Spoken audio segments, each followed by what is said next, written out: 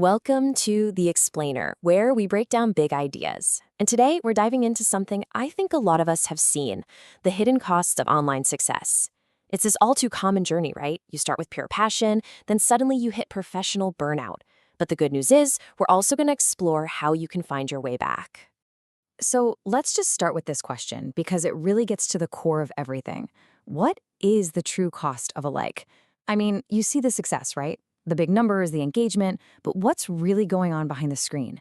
What's the real pressure? And more importantly, what happens when that external validation, those likes and views, becomes the only thing that matters? Okay, so to really get a handle on this, we're going to look at something we're calling the influencer arc. And this isn't just a theory. It's actually based on the super candid story of a group of creators who went through this exact journey. And thankfully for us, they decided to talk about it really openly. All right, first up, the original spark. Let's get into the first stage of this whole arc. Because, before all the metrics and the brand deals, it always starts with just pure, unfiltered passion. So for the creators we're talking about, their whole journey kicked off without some big business plan or a complicated content strategy. Nope. It was all about the simple joy of just making stuff together. Their one and only goal was literally just having fun. That's it. It was about the connection, the creativity, nothing else. But you know what happens next. As that audience starts to get bigger, something starts to shift. It's subtle at first, but it's super powerful.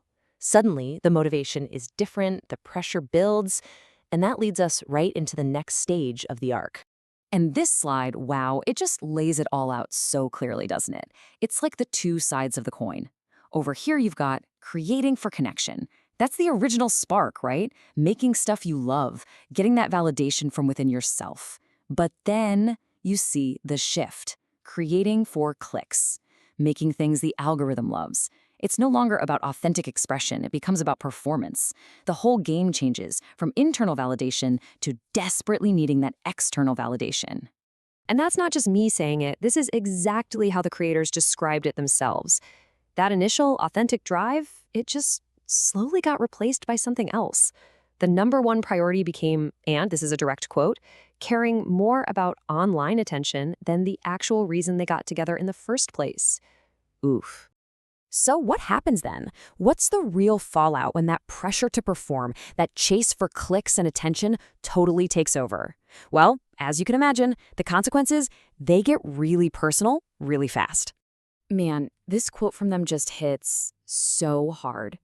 We stopped being friends and started being colleagues. Just think about that. The actual friendships that were the bedrock of the whole project, they started to crack under all that pressure. The fun was totally gone, and all that was left was a job, and it was putting a huge strain on the very thing that made it all special to begin with. And here's the thing you've got to understand. This wasn't like a sudden explosion. It was a slow burn, a gradual burnout. It all started with that pressure to perform. That, in turn, led to complete creative exhaustion. And what happens when you're exhausted and stressed? It creates massive relationship strain. You can see how each stage just feeds right into the next one. It's a vicious cycle. Okay, but it's not all doom and gloom. Let's get to the final part of this arc, which, thankfully, is the most hopeful part, the journey back. So how do you do it? How do you fix something that feels so broken? How do you possibly find that original spark again? Well, according to them, the turning point wasn't some new content strategy or a rebranding. No, it started with something way, way harder. A really somber, totally authentic sit-down conversation. No cameras, no performance, just them finally talking about the real problem. And their road to recovery wasn't an accident. It was a really deliberate three-step process. Step 1, the honest conversation. You have to acknowledge the problem exists. Step 2, setting new boundaries. So important. They had to redefine how they work together to protect their friendship. And finally, step 3, rediscovering the fun. They had to make a real conscious effort to bring that joy back into what they were doing. And yeah, this was no quick fix. It took real intentional work. So this whole journey kind of leaves us with a big question. And it's not just for online creators, it's for all of us, right? In a world that is just constantly measuring us, judging us, giving us a score, how do we protect our own original spark? That thing we do just for the love of it? How do we keep it safe from all that pressure to perform? It's a huge challenge and definitely something worth thinking about.